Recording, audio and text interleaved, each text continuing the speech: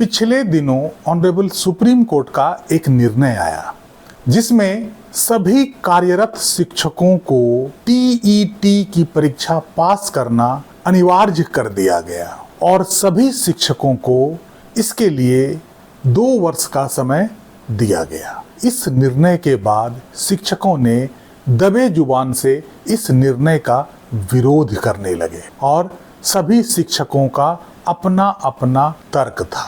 इस निर्णय में कई मायनों में कई कमियां नजर आई और यह निर्णय व्यवहारिकता के कसौटी पर खरे नहीं उतर रहा है। यह निर्णय देते समय ऑनरेबल सुप्रीम कोर्ट ने बहुत सारे ऐसे बिंदुओं पर ध्यान नहीं दिया जो कि आवश्यक था और यह शिक्षकों के लिए एक परेशानी का कारण बन गया। अब सभी शिक्षक अपने अपने दर्द को बयां कर रहे हैं। आखिर इन शिक्षकों के दर्द को सुनने वाला कौन है? कैसे इनके दर्द को कम किया जा सकता है? जब शिक्षक अपनी नौकरी के आखिरी पड़ाव में चल रहे हैं, अपने बच्चों के सेटलमेंट और उनकी शादी विवाह की व्यवस्था में लगे हुए हैं, ऐसे में सुप्रीम कोर्ट का यह निर्णय उनके ऊपर भारी पड़ रहा है। अब उनके ऊपर टेट परीक्षा पास करने की जिम्मेदारी आ गई है। सुप्रीम कोर्ट के इस आदेश में क्या क्या व्यवहारिक दिक्कतें आ रही है, आज उन बिंदुओं पर हम चर्चा करने जा रहे हैं। वीडियो को अंत तक देखिएगा और समझने का प्रयास कीजिएगा। नमस्कार, इस अंक में आप सभी का बहुत बहुत स्वागत है। टीईटी की परीक्षा पास करने की अनिवार्यता लास्ट ऑप्शन होना चाहिए था।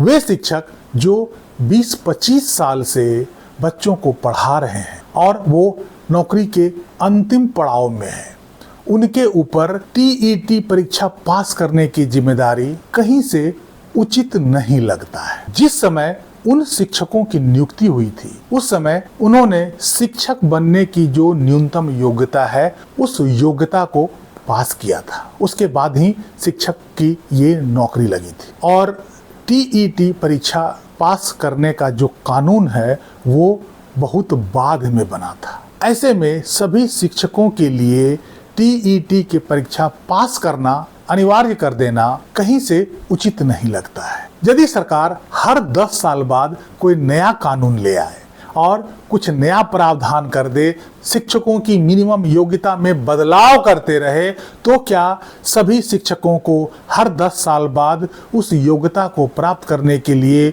वह परीक्षा पास करना अनिवार्य होगा? ऐसा किसी भी डिपार्टमेंट में नहीं होता है। हर डिपार्टमेंट में यदि कुछ बदलाव होता है, यदि उसमें कुछ अपग्रेडेशन होता है, ऐसे में उन कर्मचारियों को, उन अधिकारियों को स्पेशल ट्रेनिंग दिलाई जाती है जिससे कि जो बदलाव किए गए हैं उससे वो कंपैटिबल हो जाए, उन्हें उनकी जानकारी हो जाए। आपको याद होगा जब हमारे देश में नया नया कंप्यूटर अप्लाई हुआ था, हर डिपार्टमेंट में कंप्यूटर लगवाया गया था। ऐसे में सरकार यदि सभी कर्मचारियों और अधिकारियों को यह कहती कि आपको दोबारा से मिनिमम क्वालिफिकेशन पास करना होगा, तो सोचिए कि क्या होता।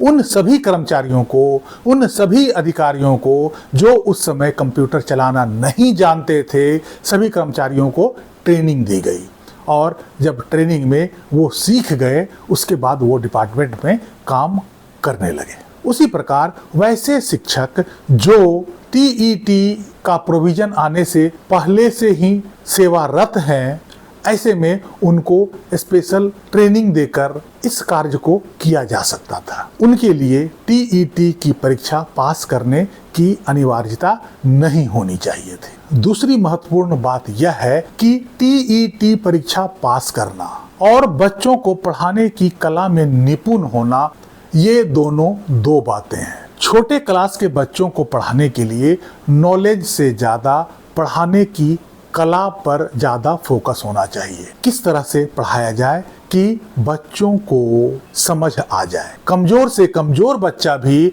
उस बात को अच्छी तरीके से समझ ले। ऐसे में टीईटी परीक्षा पास करने का कोई ज़्यादा महत्व नहीं रह जाता है। उन शिक्षकों को जिनकी नियुक्ति 2010 से पहले हुई है, उनको एक विशेष ट्रेनिंग दिलवा करके यह कार्य किया जा सकता था। वैसे भी वे शिक्षक जो 20-25 साल से इसी कार्य में लगे हुए हैं, वे इतना अनुभवी हो चुके हैं, बच्चों को पढ़ाने में इतना निपुण हो चुके हैं कि उन्हें इस चीज की भी अब आवश्यकता नहीं है, क्योंकि हमारे यहाँ शिक्षण पद्धति में कोई नया बदलाव नहीं किया गया है। और यदि सरकार को या यदि न्यायालय को इतना ही जरूरी लगता था कि शिक्षा में गुणवत्ता को बढ़ाने के लिए कुछ जरूरी कदम उठाए जाए, ऐसे में उन शिक्षकों के लिए विशेष ट्रेनिंग की व्यवस्था करवाना ज्यादा उचित रहता, बजाय इसके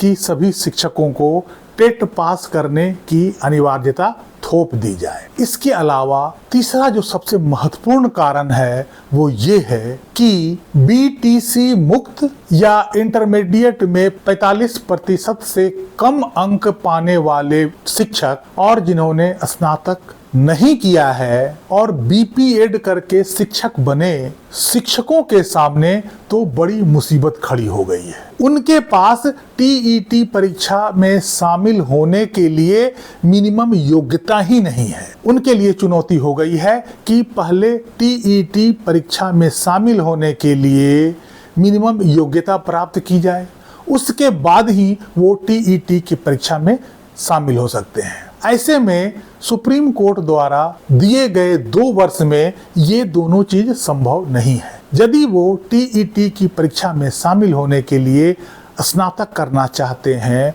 तो उन्हें कम से कम स्नातक करने में ही 3 से 4 साल लगेंगे। उसके बाद ही वो टीईटी परीक्षा में शामिल हो सकते हैं और हो सकता है कि टीईटी की परीक्षा पास करने में भी उन्हें कुछ वक्त लग जाए। ऐसे में सुप्रीम कोर्ट के द्वारा 2 साल का समय देना ये कहीं से वाजिब नहीं लगता है। सुप्रीम कोर्ट ने इन बातों पर ध्यान नहीं दिया। इसके अलावा हमारे देश में बहुत सारे शिक्षक ऐसे भी हैं जिनका भर्ती मृतक आश्रित कोटे के द्वारा हुआ है, अर्थात वैसे शिक्षक जिनकी भर्ती कंपैशन के ग्राउंड पर हुआ है। ज्यादातर वैसे शिक्षक हाई स्कूल ही पास हैं। वैसे सभी शिक्षकों के लिए यह आदेश काल बन गया है, अर्थात हमारे देश में बहुत सारे ऐसे शिक्षक हैं जो उस समय के हिसाब से शिक्षक बनने के लिए न्यूनतम पात्रता तो रखते थे, लेकिन वे आज के समय में टीईटी पास करने की मिनिमम योग्यता नहीं रखते हैं। वैसे सभी शिक्षकों को पहले टीईटी पास करने की मिनिमम योग्यता हासिल करनी होगी, उसके बाद ही वो टीईटी परीक्षा पास करने का प्रयास कर सकते हैं। और निश्चित रूप से यह कहा जा सकता है कि ये दोनों कार्य 2 साल के अंदर पूरा नहीं हो सकता है। ऐसे में बहुत सारे शिक्षकों की नौकरी अधर में लटक जाएगी। ज्यादातर वैसे शिक्षक वरिष्ठ शिक्षक हैं जो अपने नौकरी के अंतिम पड़ाव में चल रहे हैं। उन सभी शिक्षकों के लिए यह आदेश बहुत घातक साबित हो रहा है। इस प्रकार सुप्रीम कोर्ट का यह आदेश देश के शिक्षकों के ऊपर अलग अलग तरीके से प्रभाव डाल रहा है। देश के ज्यादातर वरिष्ठ शिक्षक इस आदेश से पीड़ित हैं और वो अपना दर्द बयां कर रहे हैं कि आखिर इस उम्र में वो कहाँ जाएं। उनकी नौकरी खतरे में पड़ी हुई है। और जरा सोचिए कि उम्र के इस पड़ाव में यदि किसी की नौकरी खतरे में पड़ जाए तो उसके स्वास्थ्य पर क्या असर पड़ेगा, उनके परिवारों पर क्या असर पड़ेगा।